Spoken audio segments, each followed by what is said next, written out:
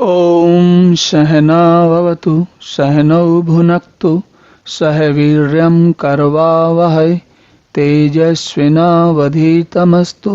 मा विद्विषावहै। ओम शांति शांति शांति।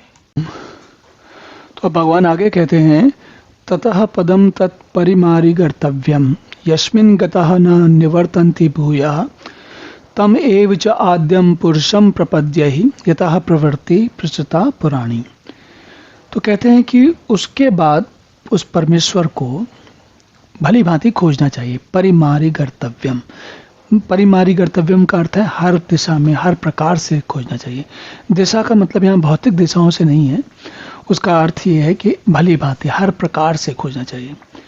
और जिसको खोजने के बाद जिसमें जब परमात्मा आपको मिल जाते हैं या परमात्मा में आप पहुंच जाते हैं तो उसके बाद फिर लौटकर न निवर्तन्ति, फिर लौटकर संसार में नहीं आते वापस।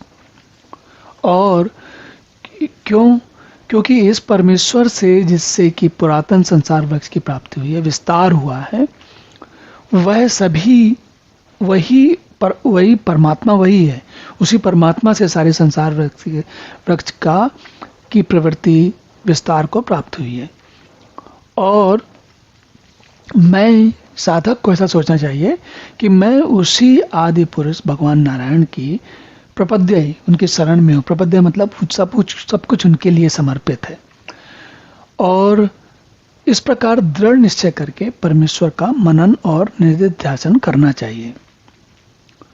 तो देखिए, इसमें जो बहुत ध्यान देने वाली बात है इस पूरे श्लोक में, वो एक यही है कि हमने अश्वत्थ वृक्ष का उदाहरण लिया और ये समझा कि उसकी जो वृक्ष हैं, उसकी शाखाएं हैं, उसकी जड़ें हैं, वो इतनी फैली हुई हैं गुणों की तरह, संसार की तरह, कि हम उसमें खो जाते हैं और उससे बच के चलना आवश्यक है।